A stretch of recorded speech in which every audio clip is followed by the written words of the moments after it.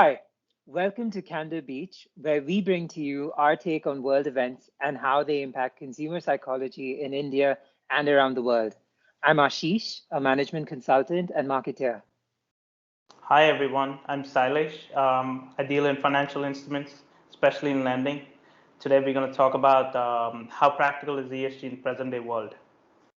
So we were talking about this the other day about how the electric vehicles that have been launched by companies and that are most companies' goals for their 2024, 2030 lineups.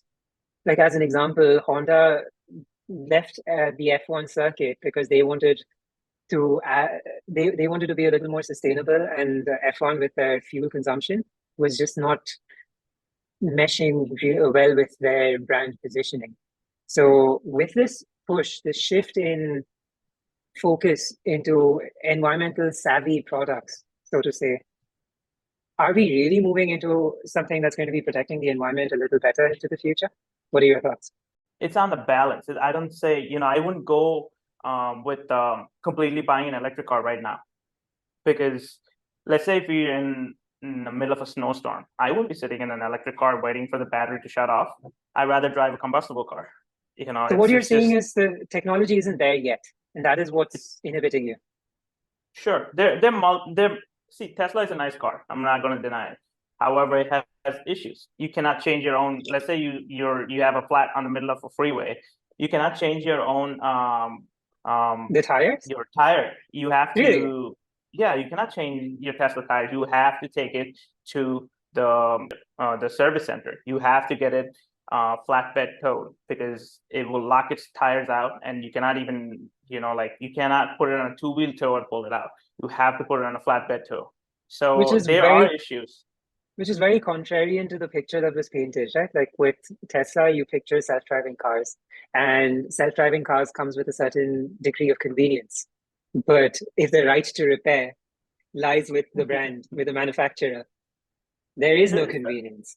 I mean, there's another thing too. Like, what if, so I buy the car and I miss a payment on the car, 1 month payment.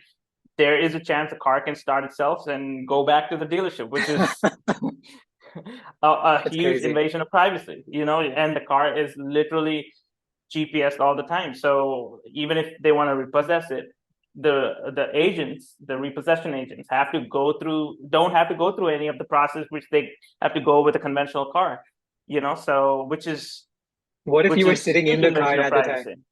What if you were sitting in the car at the time? Legally, you cannot actually repossess a car if you're sitting in the car.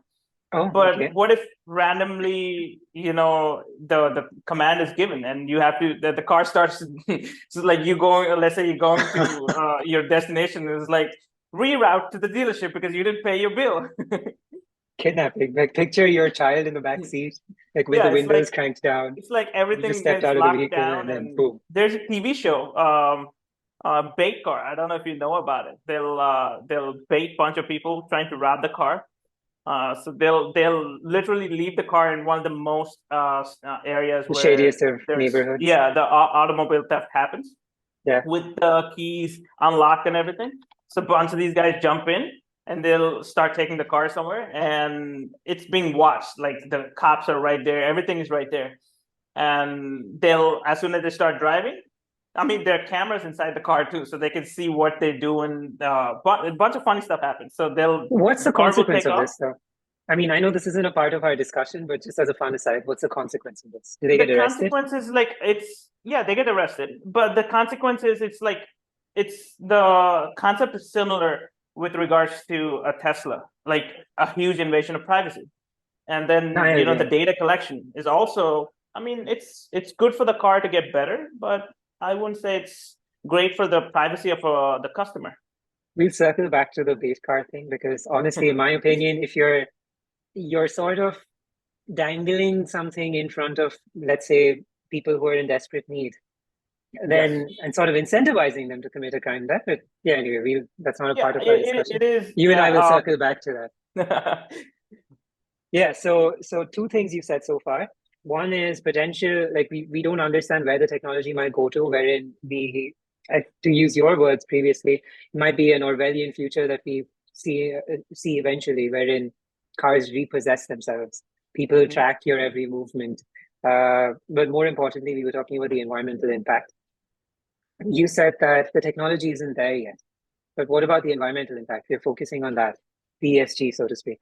What are your So thoughts there? environmental impact is, I would say, it's like minuscule. So if if you're saying, this car is actually it reduces a lot of carbon footprint, Hmm. but how much of footprint does it reduce, including the manufacture of the car?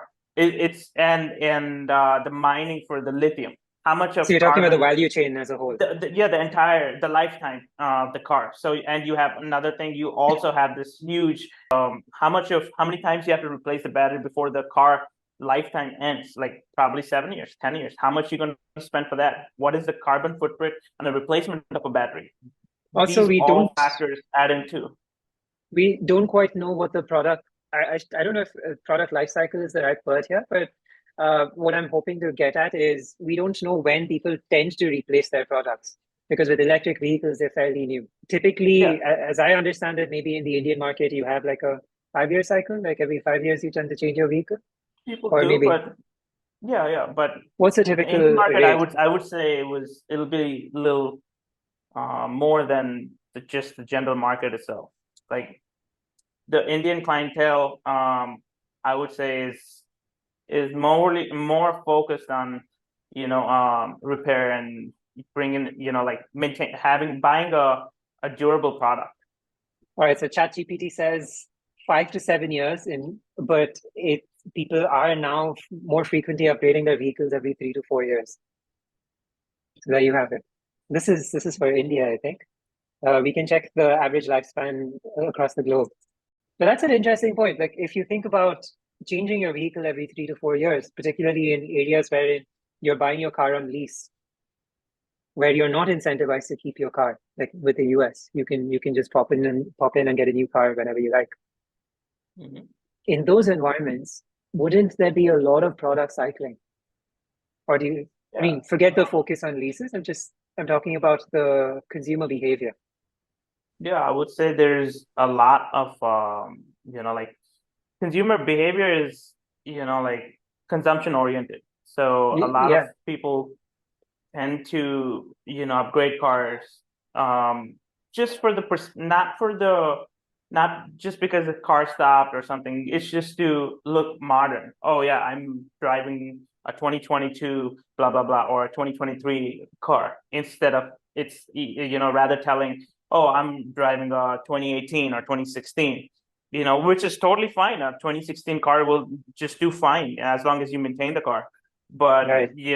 it's the bling factor. How much of a new product am I using?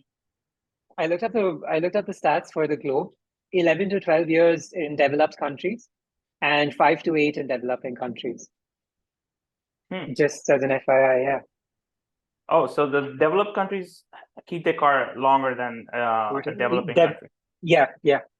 So it's the other way around. So, well, Well, so I'm wrong. this is talking about ownership. No, not quite. We're talking about ownership, and we're saying that people tend to, and anyway, like our focus right now is within the Indian market, within developing countries. Yeah, So yeah, it's considerably short, but this is for a car. So if we could use this as a segue into electronics in general, like with iPhones or with Samsung phones for people who don't like Apple so much. Uh, the thing is, the contention is we've been talking about the right to repair for certain products, like with the iPhone. People have been lobbying for the right to change components of their iPhone, like the battery or the display, like if in case it breaks. Now, we've discussed in the past that if your iPhone screen breaks down or for whatever reason, like you can't change it, you have to go into the store. You can't go and get a third party screen necessarily. Like you used to be able to, but Apple's been making it harder and harder to get in third party components. Like today, they do a serial number check, I believe, before they allow you to work the phone. Now, isn't this also having an environmental impact? Like if I have to buy Apple and I have third party manufacturers and for whatever reason, like whether my phone breaks down or not, whether there's a software throttling or not, whether it's just the battery that's gone down in performance, but the chip works just fine or not. I would also add to it. So Apple has top of the line security, right? So you Yeah. cannot, let's say if it's iCloud locked, you cannot unlock the phone or whatever the Apple product is. That is also, it's not very good for the environment, because let's say you lock your phone, you forgot your Apple, and something happens, you're not able to get in the phone. The It's phone's breaks. almost impossible. Basically, it becomes a paperweight. So Right. you have to sell it for parts. Yeah, I mean, the recycling part of the iPhone or any Apple product when it locks is also, it's just going to end up in a landfill. So that is not really how much a carbon footprint, how many phones or Apple products do actually go into the landfill because somebody couldn't unlock it. Which is contrarian to their positioning with the charging bricks, if you remember. They were like, we'll Yeah. stop shipping charging bricks in the box because we are environmentally conscious. Yet we're going to force you to buy a new iPhone every two I or mean, three that's years. what they did, right? Like the Europe actually now forces them to put charging As bricks in, in and the, South America. And South yeah. America. So I mean, what if I don't have an Apple product? So I have to buy a charging brick along with the phone now, like, which is conventionally every phone used to come with a charging cable, Yeah, another thing so is you still get a charging cable, you don't get the brick, I believe. But another thing is the switch to USB-C. The standardization allows you to consume less once more. no, I mean, I, it's they have to change it because they were forced to change it. They yeah. didn't want to change it, so it's not like they want to do it. They were No, forced to do it. and So it's contrarian to their point of view again. Like their positioning is exactly, we are environmental conscious. We want the what's best for the environment, but we force you to buy an corporate Apple phone. hypocrisy. Yeah. So what is your opinion of ESG overall? Like considering the overall value chain that you brought up, are we having a are we having the impact that we hoped to see with the shift into electronics or with the improvements in technology? And I what think ESG mostly stifles creativity because okay, now how you so? have to look everything through this new lens of environment and the climate change and all that. So like I think humans are have the innate ability to fight the environment given the chance, like with creativity. Like we've always done it through time, so we have a problem, we're going to end up solving it. So this excessive push to put environment protection and environment in everything in our life and lifestyle, I think stifles creativity. So I many don't know. of these companies. I would argue that it gives your creativity direction. Give me an example. Well, if you think about Brownian motion, Mm-hmm. you remember like when you take a like when we took a beaker and then we dropped sediment into a liquid Yes. and Yes. the motion of the molecule essentially within that, Mm-hmm. random motions. What I'm saying is instead of having random motions wherein you don't know what direction you'll eventually take, like imagine if I'm going to move back to F1. Like I know I started with F1 and the Honda example, but it's top of mind. I'm sorry. Like the direction that Red Bull took with their car. Now Mercedes took a radically different position to their car, and now whatever the development is, like the chassis or the parts aren't bringing out the kind of performance that they require to win. They are required to take an entirely new direction.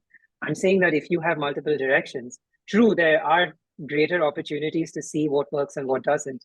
But then what I think is happening today is that we know that ESG is important to an extent. Like I need to be able to save my environment.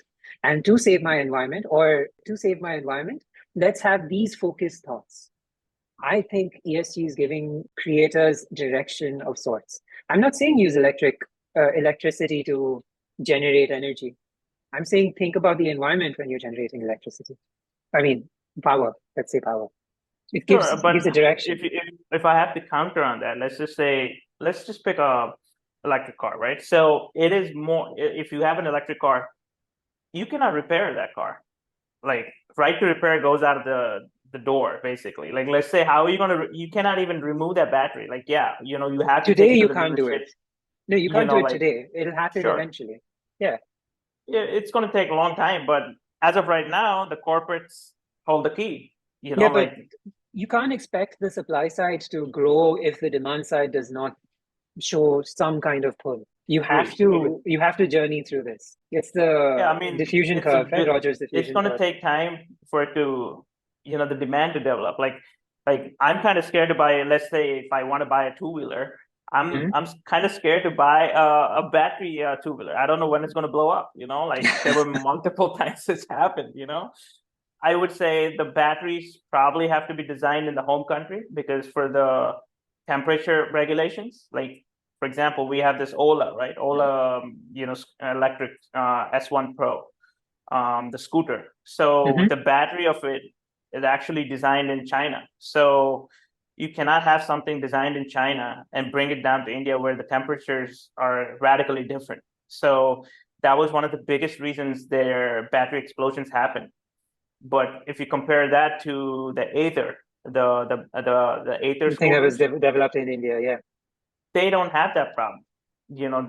Like I haven't heard any Aether blowing up. I have heard about Ola blowing up. Right. So just to clarify, that obviously would have an environmental impact. Batteries blowing up. Yeah, ESG goes out of the door now. Yeah, so components not working out, not being used in the right conditions have been things that have been plaguing mankind for a very long time. There were points where ceramic as a material was considered for engines, just as an Mhm. FYI. Like BMW experimented with it, Toyota Yeah, experimented with it. Yeah, but that didn't it's work out actually very because good, but it has its issues. Like ceramic is very good for an engine block, but because it has a temperature rating, right? So you can basically ceramic is and conduction it's a as well, yes, yes. not a But conductor. then when the piston hits too fast, it's not strong enough to hold on to that, the compression ratio. So with Toyota, the example I was thinking of, because it's an insulator, the temperatures within the system, within the engine, rose up to a point where the liquids, the fluids that were being used, like your engine oils and such, Mhm. they weren't working the way they were supposed to because the temperatures were not conducive to they weren't within their working range. So Oh now you'd wow. have to change everything. So Yeah. they became, yeah, from Newtonian liquids to non-Newtonian liquids. Damn. I mean, we both might have conflicting ideas on ESG, but where can we come on par with that? Like, So where we've would been you talking about say? the environmental impact largely. Let's also discuss the social impacts and the governance impacts. Just to Sure. be well-rounded in this conversation. With government impacts, like some attributes would be data and privacy, intellectual property rights, corporate governance to an extent. Are we moving in the right direction there? I don't know. Like, I would say I would take a libertarian path. Like, I would say lesser government in there. Like let the corporate world innovate to figure out carbon. Like a very good example is carbon capture. You use these huge fans, catch the carbon, and then make it into some kind of solid carbon from carbon dioxide to make it from the gaseous form to a solid form. That another one is, I would say I would completely argue against this because So you're there not in is favor of ESG overall? I'm not able to to a certain comprehend. extent, I would say, like, let's say let's say the carbon dioxide rises, right? The Mhm. earth, the climate itself adapted to it almost by now because there is the greenery of the earth actually potentially increased from the 70s. So the green Really? cover, yeah, there is a research study which was actually done. I'll point it out to you. But Yeah. But that proportionate to the impact that we've been having, or yeah, it's still if captive. you look at it, if you look at it, was actually in the Nature magazine. If you look at the carbon dioxide increase in the environment, the greenery also went up. I mean, But if you look at it, it hasn't greenhouse. been proportionate to offsetting the impact of, I don't know what your Um, position on greenhouse gases are no. or What I'm global saying warming. is, if you're in a greenhouse, right, in a greenhouse facility, they literally pump carbon dioxide for the plants to, grow faster. Sure. What is the reason then? So there is a proportionality for the plants to capture carbon and grow more, and in a environment which has more carbon dioxide. Understood. Which, I guess like I don't remember. I don't know if you remember class 10. We had this environmental studies or something that was Mhm. introduced in our school, ICSE. We were the first batch to write it, I believe. Yeah, yeah, yeah. And one of the chapters there was on the effect of increasing carbon dioxide levels within lakes, wherein Hmm. when you do so, there is this algae formation, algae, like whatever you pronounce it Yeah. as, formation that covers the surface of the lake. And you can see this in Hyderabad in when I think in Taj Yeah, it Bandara, there's a reduces the lake right next oxygen to it. level of the lake, right? And sunlight, and it Yes. changes the biosphere entirely Yeah, because so less it's called sunlight. leaching, right? Leaching, I believe. Oh no, it was not leaching. I It don't was remember what a it was called. scientific term for it. It was basically, yeah, I understand what you're saying. Yeah, the algae, the density of the algae goes This was up. 18 years ago. You get that? Yeah, man. 18, 19 Wow. years ago. Still remember, you're a nerd. But yeah, so we're talking about an increase in global the global plant count because the carbon dioxide in the environment has increased. But it isn't so that if the carbon dioxide in say Vizag where we're sitting has increased, there's going to be an offsetting elsewhere. Like how does that work? Like as an example, you have the Amazon rainforest, which is supposed to help the environment tremendously, help Yeah, Earth tremendously the by sink, absorbing. right? Yeah, Yeah, the but carbon what is the sink. impact in India? Like, is I that would say helping India? it's no, no, no. You have to look at it as an overall perspective. Like, like, oh, just say, oh, US reduced, it became carbon net neutral, it's zero or carbon zero. Nothing's going to happen if, India and China are not going to do it. None of that is going to happen. And then if you look at it from the perspective of the government, they're going to say, oh, yeah, throughout the time America grew, you used oil to the utmost level and you We've grew been at a saying that, yeah. phenomenal pace, and now you trying to stifle us from growing because you have these, ridiculous climate goals. So that's where the argument will come. I mean, the entire you have to look at it the entire Earth. But another thing is, if the carbon doesn't just get absorbed by the plants itself, it gets absorbed by the ocean too. Yeah. Ocean is one of the biggest carbon sinks. So there is a huge, carbon capture from the ocean. So tell me this, why are we experiencing rising? Honestly, that feels like an entirely The different question, rising, right? the see Rising temperatures is what I was going to say, yeah. but So that's it not is a ESG cycle. focused. It is a cycle. I believe it's a Yeah, cycle. Like with I reading with agree. multiple sources, it's a cycle of it becomes cold. I mean, if you look at It's why we've had the multiple ice 70s, ages. the Why we've had 70s multiple they ice had ages, this, even. yeah, the Yeah. 70s they had this huge scare, right? Now we have this heating. Oh, it's, temperatures going up. In the 70s, they had this temperature is going to drop. It's going to be ice age soon. So do everything. Nothing happened. All these so-called scientists, like they were. Al Gore predicted, the entire Earth's going to end by 2005. To an extent, population has changed dramatically. So yeah, sure. Like metaphorically, we have died.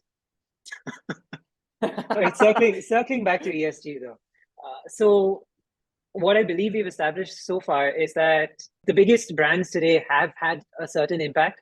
It isn't necessarily the impact that we wanted to see. Like with electric vehicles, as an example, we believe that we aren't impacting the environment as much as we used to, but we aren't necessarily considering, say, energy generation costs. We aren't necessarily considering the value chain of production of that vehicle. So overall, maybe we've had more of an impact on the environment, a negative impact on the environment, than the positive change that we were looking for. That might change in the future, considering technology development. Uh, rights to repair is something that I was hoping we could get into a little more, considering the different life cycles of each component within the product. If you could talk about that really quick. I mean, the right to repair, I'm super pro with modular phones. So if you say, I'd rather build my I own think phone. Moto had So released a modular yeah, phone, right? I don't believe It was who. the I Moto think Z1, if I remember correctly. the modular phones was a particular thing. They didn't do their marketing pretty well. And that kind of killed the idea. Like I think with modular they phones, there were didn't. two issues. One was adoption, obviously. It's a supply demand side thing. If there Hmm. isn't sufficient demand, there isn't going to be, like, supply is eventually going to die out. The second thing was, I don't think the incentive structure within the supply side was great. Like, if you want to incentivize to, and obviously demand is a part of that, a huge part of that incentive. But if you want to incentivize appropriately to participate, like, companies want you to upgrade your entire phone. They don't want you to change a component. And so your profitability is affected. So the supply side was not incentivized sufficiently to participate in modularity, I think. Yeah, I mean, I remember that Lego phone. Like you can actually, like, let's say you want a bigger camera, you can just click a bigger camera on it. You want to Mhm. remove it, you want a bigger battery pack, remove the, let's say you have a 2000 mAh battery, you're just going to remove that for the 3000 mAh battery. And I believe it was like I think it was Project Era phone or something. Google, I don't know if it's a Google one. I think Yeah, Moto was. Google Motorola's Moto Z was the modular phone I was thinking of. Google stopped about it.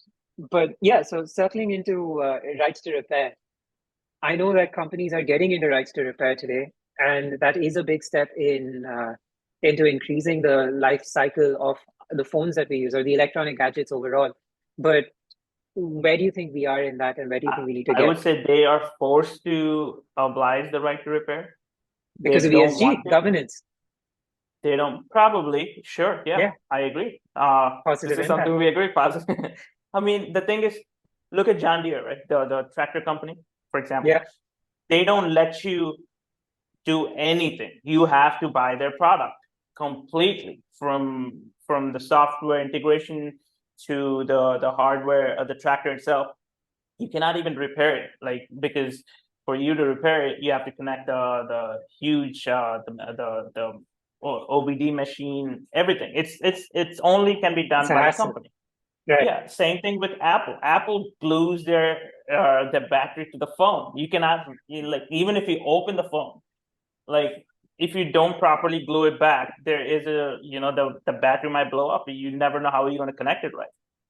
So yeah, there is a push towards corporate governance, help towards right to repair, but I would say it has to be much more. They should put in more effort into it.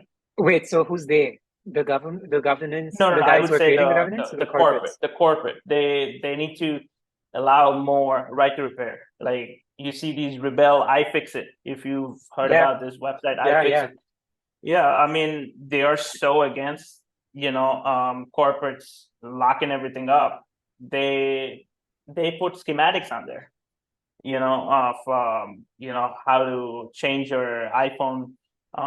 Like I think they had these schematics, For the displays, blueprints for the phone. for yeah, for Yeah, basically. displays for the yeah, I think they experimented with displays largely, but the primary concern here is the battery. Why I'm getting at that is because companies like Apple, companies like was it AMTZ?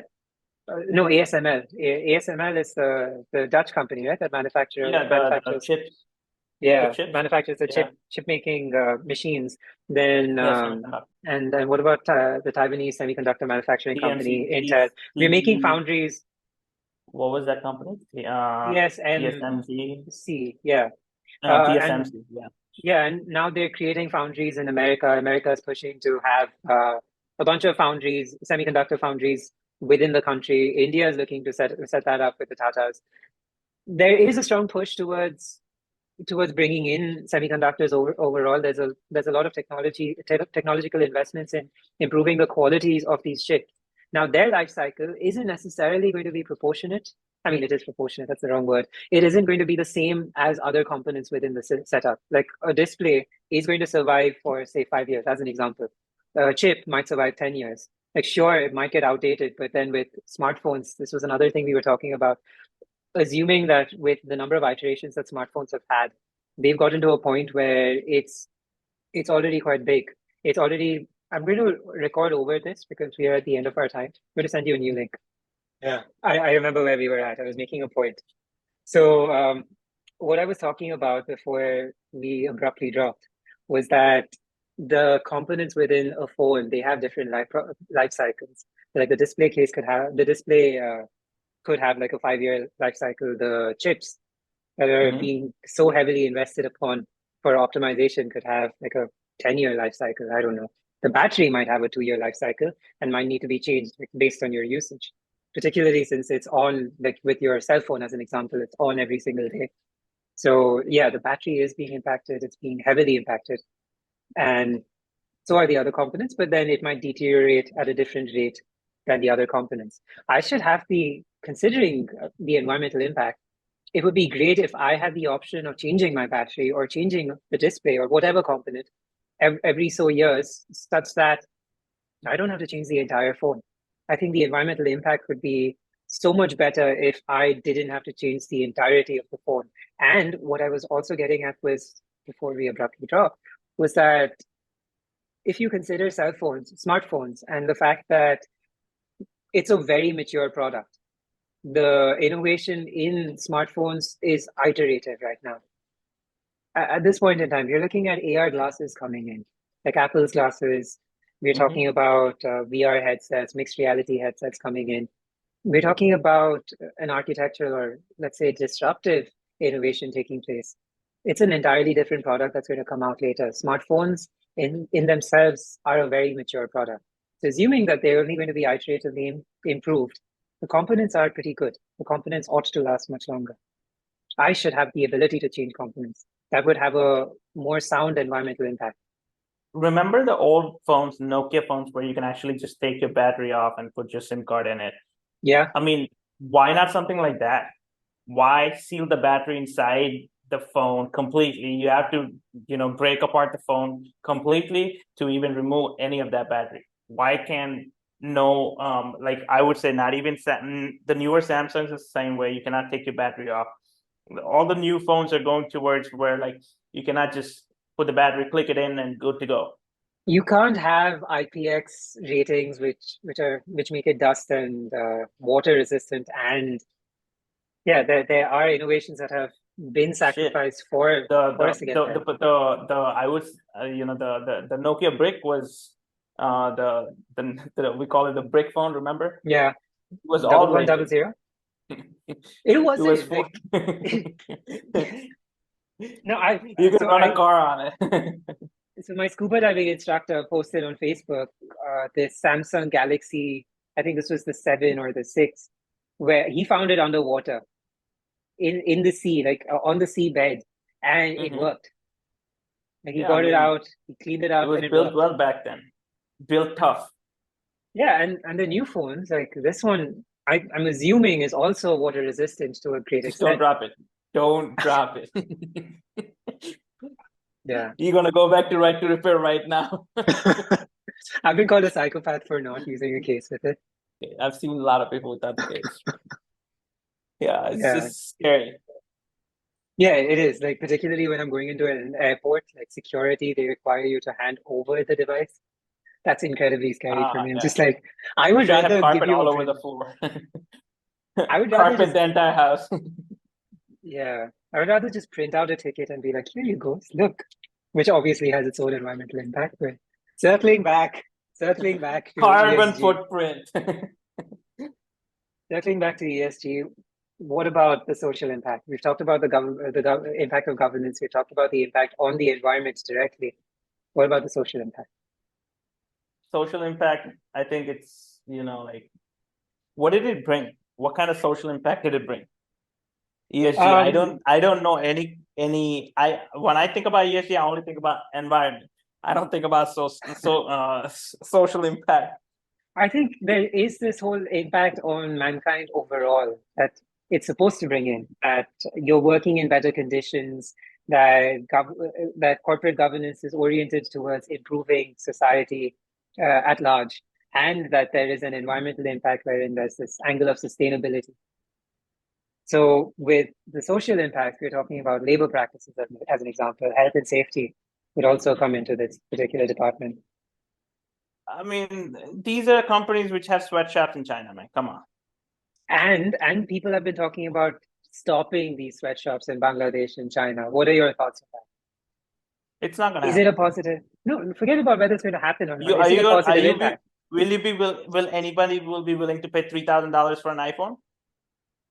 I No. don't know, maybe eventually. No, nobody's going to do that. It's just they need these sweatshops as much as they come out and say, yeah, I'm pro ESG. And because in China, there's no labor laws in China. Like Bangladesh, what is there? You work Just to 16 clarify, hours a day. you mean sketchy laws that may or may not be enforced. You aren't saying Yeah. there are I mean, no there are laws regulations or there, I whatsoever. mean, yeah, there are Yeah, regulations, but just how as a much of that clarification. regulation is actually enforced? Or Like, the ability to enforce on a large population as well. Let's give them the benefit of the doubt.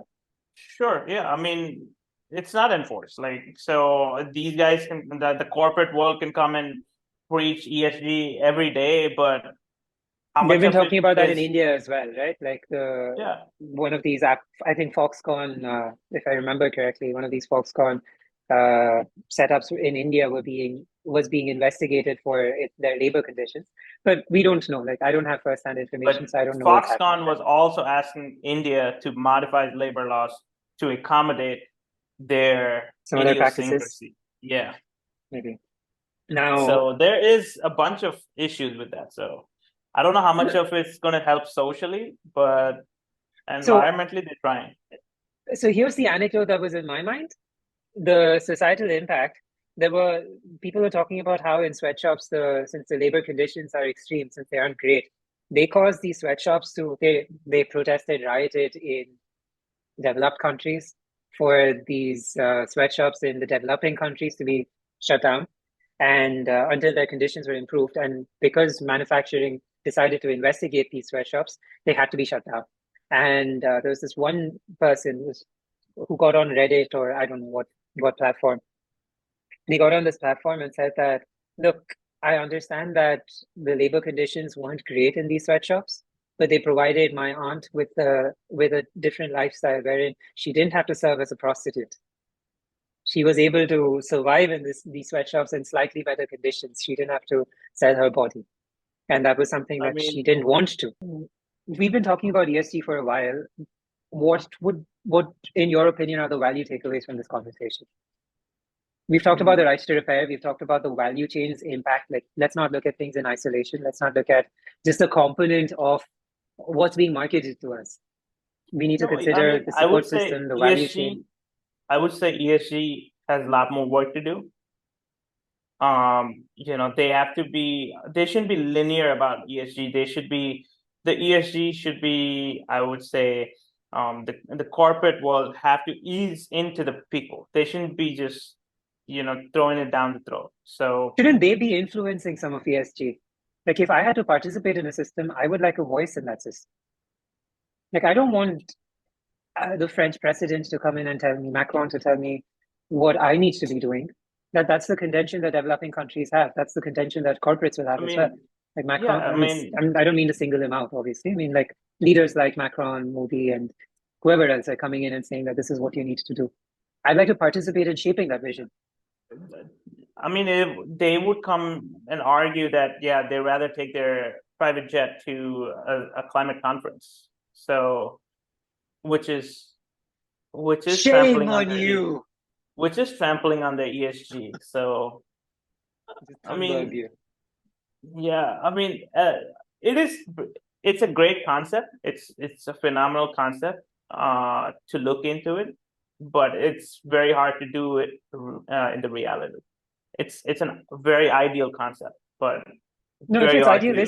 if it's idealistic, I would say people should work on chipping it down and getting it to a stage where it is practical. When I say idealistic, I mean like when I picture idealistic, I mean like it is the state that we ought to be in. But Mhm. what I think we were arguing or debating across this conversation was not that ESG was ideal, but that it was. No, I guess that we were talking about the pragmatism of ESG, right? Like whether it was practical Mhm. or not. We aren't Mhm. debating whether ESG is good or bad. We believe it's good. I I think mean, it is that's the good for the conclusion. mankind, but how Yeah, much of it is actually implementable. um implement? Yeah, like the corporate itself don't implement it. Like how many of these corporate corporates actually implement this ESG? Like will they, yeah, will you stop, they don't stop taking private jets. Also, with they're ESG, we've been looking at corporates in isolation. Like, as an example, we've been talking about Apple quite a bit in this conversation, and that's primarily because I love the brand.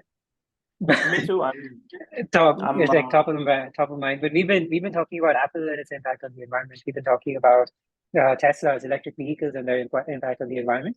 But why aren't we looking at them as a whole? Like, why shouldn't Apple and Tesla participate? Like, we heard rumors of an Apple car coming in, and then and then various brands looking at expanding their portfolios.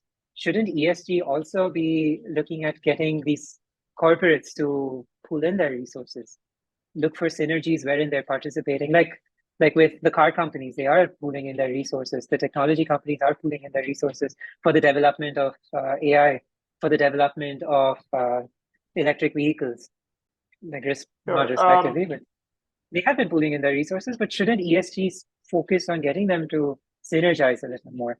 It's going to take time for them to do that. It's just going to take time because if you look at it, corporate competition is going to get in the way. Rivalry is going to When get in the way, yeah. yeah, so like what the Tesla is not going to share their intellectual property with They have been. No, they have. you know They've released all their IPs, right? that is very little, but basically, like Tesla in itself is, I think, like this actually, they told, Elon actually said it. It's in itself is 7 companies. Yeah. Like it does everything from battery to car manufacturer to charging, the charging port. That's just, but when it comes to GM or Ford or I any of these, just I just had this thought. I feel like what I was describing with ESG and leveraging synergies across companies to promote ESG, isn't that the concept of globalization at the end of the day? The point of it is, globalization it is. was to harness the powers of individual I nations. mean, And ESG is, I think, completely based on Paris Climate Accord. So no, no, no, not um, ESG. I'm talking about the concept of leveraging synergies. That's what globalization was meant to promote. it's the good part of globalization. Yes. Why I bring it up though is because people are pulling back from globalization. America Yeah, is looking at bringing nationalize in it. Yeah, confidence. Yeah, nationalization, I believe, is the opposite movement. People are looking at paring down globalization and then promoting because nationalization. of this, because of the supply chain issues. Then So there's how impactful is ESG going to be? Like if nations are starting to withdraw, can we expect MNCs to come together and then work on a common goal? Like, are we going to see ESG come together? Like, it's all well and good for leaders to come in to unless it's the globalization push happens again, ESG yeah. is not going to be a major factor. Yeah, because it's all well and good for like leaders to come in and meet at Davos or France or India, even like G20 is happening in India now. All of them come in and make agreements, but then have their own agendas because nationalism or nationalization or whatever the movement's going to be called versus globalization is going to take place. It's like I said, ESG is ideally good, hard to implement. On the same level. Like maybe America might be, No, we talked at about them being 80% practical. of ESG, We talked about or it being yeah, practical. We didn't talk about them being hard to implement. They might be hard to practical implement, and but implement. Sri If Lanka it's implemented it quite well. yeah, look Look what at their happened. economy now. Yeah, So it like wasn't hard they to banned implement. fertilizers, It and wasn't hard to implement. It was very easy to implement. it's devastating, for the food security of a country. Yeah, so practicalities, I would say. I think we should stick with the pragmatism involved with implementing I ESG mean, as Netherlands it is stands. going that route too, of the Sri Lanka route. They're trying to ban fertilizers, chemical fertilizers, so that was, based on the But they ESG. got voted So out, right? The farmers are yeah, yes, now winning. that was the biggest reason they got voted out, so that is the biggest reason for the rightward shift in Netherlands, like because they went and started fighting with the farmers, like that is a huge problem to the food security of the country. I think that's a separate conversation altogether. Yeah. The rise of farmers across the globe. But yeah, But thank you for your time. I think this was a very productive discussion overall. thank you for your Do you have time too, any? Ashit. It was I mean, I'm not trying, like ESG is a phenomenal concept, but I don't know how well it'll be implemented or how how good is it is it practically possible to implement it? So it all boils down to that. The practicalities, yeah, let's just say that, like the practicalities of ESG, because we don't understand the full impact. Like we can sit and talk about it until the cows come home, but it's going to be no. It's simply like what Hey, well, cows like are circling. bad for ESG. Fair enough. Like circling back to the sweatshop conversation, like they were trying to improve human lives at the condition of human lives at the end of the day. They didn't know the impact that they were having eventually. Similarly, electric vehicles, the innovation came in from a consideration where you wanted to have more sustainability in the planet. But then you that also birthed the idea that you need a second home and you need to colonize Mars because it's going to be very hard for Earth to survive in the next 20, 30 years. And what about the impact of rockets on like launching rockets on the Earth, on Earth? That's not Yeah, a great idea. the Elon Musk himself said you cannot make a rocket battery operated. Yeah, it's just not It's going to just generate the kind of impossible for thrust. you to do it to escape gravity. Yeah. So that tells you where, like you can have electric cars all over, but you can't make a rocket electric. Yeah, anyway, like conclude, final points, Irish. ESG, Mm, or I'll conclude because I think you've been concluding sure. for the last 5 or 10 minutes. ESG, good, not practical yet. Um, I would like to see more corporate participation in both the implementation of their interpretation of ESG. I would like for societies to do the same. I would also like for the governments to invite us as a people to participate in this conversation. I know they're elected representatives, and they're supposed to represent us. But then, yeah, somewhere down the line, I think that there needs to be more open participation, wherein we are allowed to shape the environment that we are participating in.